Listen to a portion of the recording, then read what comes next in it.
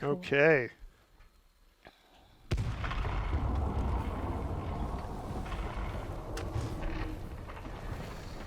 So we're on my way, but it's just me. Don't be reckless. Wait for backup. There's no time. They'll kill you. They can try. So we're starting off here with a familiar face, Gabriel Angelo. He's one of our elite heroes, and the This place is already swarming with Eldar. chapter master of the Blood Ravens. I need to find their main portal before this planet is overwhelmed. Gabriel's a really fun hero to play. He's an upfront melee brawler. He's really fun in part because he's really easy to pick up and play. He's got some fairly straightforward abilities like a hammer slam, a hammer spin, and another which we'll see in a second. But there's a lot of hidden depth there, actually. So he gets a hammer jump, which allows him to cross gaps like this. It'll also allow him to climb cliffs, do other things. And then he has a hammer spin that clears out people around him, but can also reflect projectiles, so send grenades and missiles back at the people who threw them if you time it right. So there's an element of skill that you discover the more you play with him. It makes him fun to play the first time and the 100th time. For sure. Okay, so it's getting a little hot for Gabriel here, so we'll bring in some help.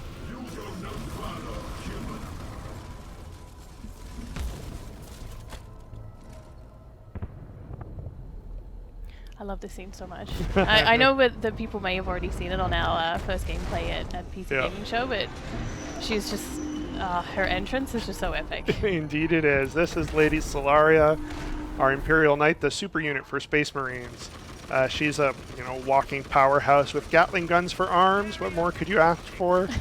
Here she's going to do her Barrage ability and take out these Eldar, which are foolishly ignoring her. Now, super units are typically late game units. For the purposes of this demo, we bring her in early. Solaria. I expected to be bleeding at least. I told you backup was Someone asked, is she single? What were you thinking? You'll just have to play the campaign and find out. There are too many troops coming from that portal.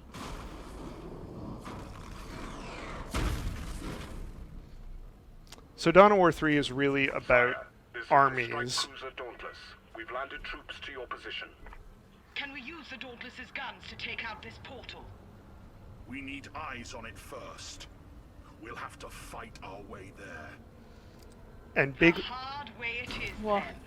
then. and big armies means bringing back base building. So this is a Space Marine base that you can see, and this is where you produce what we call your line units. These are your traditional RTS units, like the Tactical Marines we're seeing, the Dreadnought that's about to come out. The elite heroes that you see with their icons on the left of the screen, so Gabriel and Solaria, you pick those ahead of the match. You pick 3 of them, and they sort of form the hardcore at the center of your army. But you have a full range of units to build on the field and deploy how you see fit. Okay, so I've got a sort of small strike force here, so I'm going to push forward into the Eldar. You got your Dreadnought coming up from behind. Yeah, you can see the Dreadnought coming in, and I'm going to bring in some extra Tactical Marines. These ones armed with flamers. Now in this case, I'm using Gabriel to soak up some fire, and my Tactical Marines and Solaria to lay down ranged fire.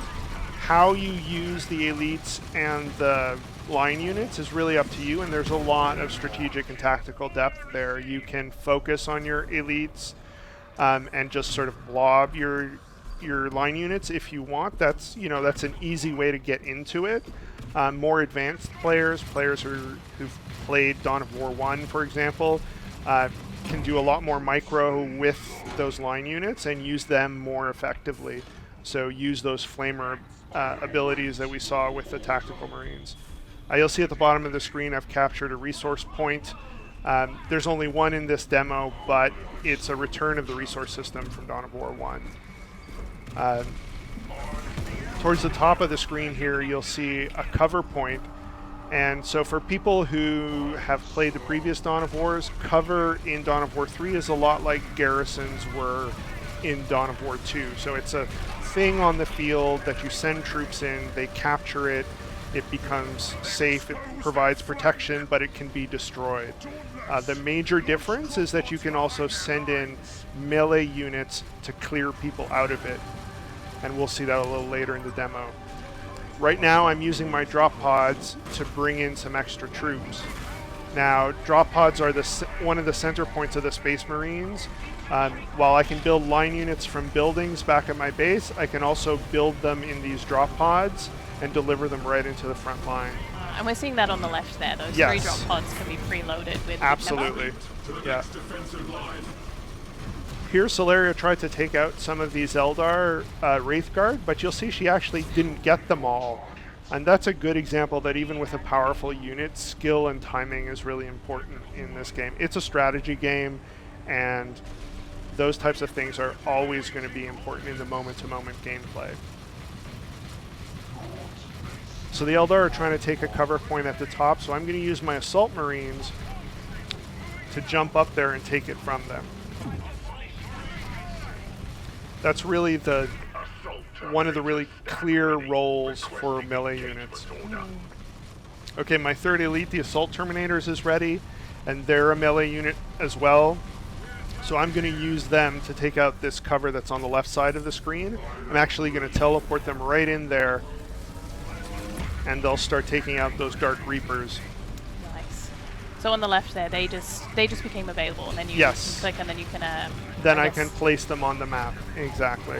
Nice. And right into cover, which is In where this they- case, right into cover, yeah.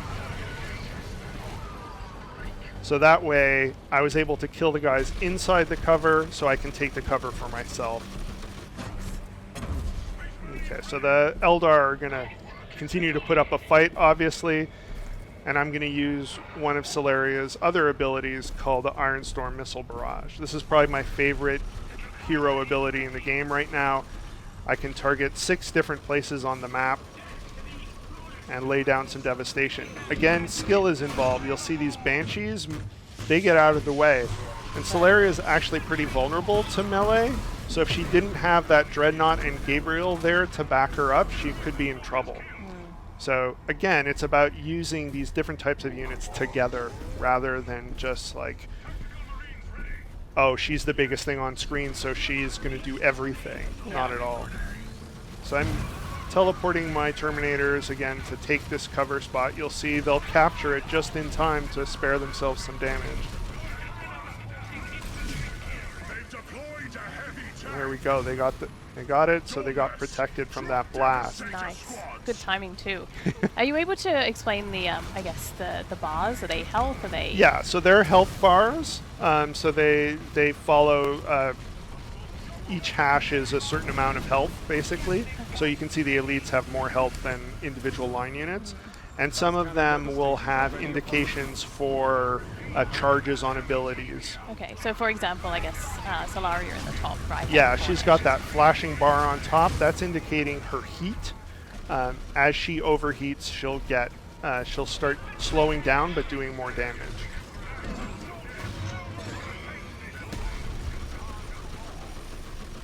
Awesome. We set down some more drop pods here as well. I did, and I deployed some Devastators with las cannons. They're really good against armored targets, so they took care of that tank for me. Nice.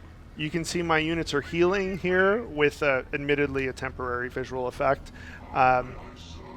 But this is an effect of having Gabriel on the field.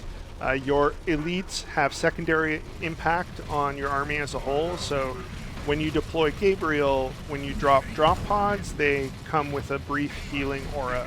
And that just sort of plays to the theme of Gabriel as a leader who inspires and strengthens the army around him. Good.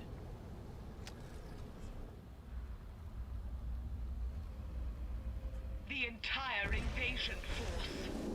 The portal too. Press forward! Okay, we got a big army waiting for us. There's the portal that I need to destroy. So I've built up a healthy force, so I'm going to drive in They there. want everything. You can see on the left I've got a Dreadnought loaded up in one of my drop pods, so I'm going to deploy him. Here they go. So I'm going to take my melee units and go up towards the top of the screen, try and take out that ranged firepower that's coming there. My Dreadnought I'm using to disrupt at the bottom of the screen. And now I'm moving my tactical marines into that cover point to take it for myself. Oh, perfect. So then they're covered for that long-range fire. Yeah, exactly.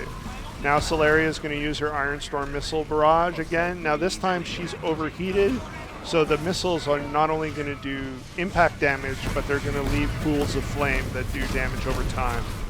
Oh. So there's that one Dark Reaper who pays the price for standing in fire. Yep. He was like, yeah, I made it. No. No. No. They're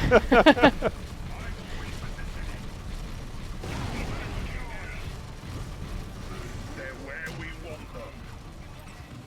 Now, Bugger. So that cover over the Yeah. right-hand side got destroyed. So Absolutely. now we're out in the open. Okay, so now time to use the super ability Orbital Bombardment. I've called this the Finger of God laser. What's really great about the Orbital Bombardment in Dawn of War 3 is that you can control it like a squad. So that means there's a skill element of bringing it into the right troops. As it does more damage, it slows down, but it gets bigger. This also adds counterplay, so the opponent can move his troops out of the way, can send cheap units in to slow it down, and then save his more expensive units. Now my depowered Eldar, however, are just going to let themselves be killed. Definitely. It even like destroyed the ones that are in cover. It so. did, it did. They're finished. for now, they'll seek vengeance for this. They can try. All right, there's a first snippet of gameplay from Dawn of War 3. Nice. Focusing on the Space Marines, we got to see some of their heroes, but they're also their army in play, the return of base building. That's planet Acheron, that's a sort of icy volcano planet that's at the center of our story.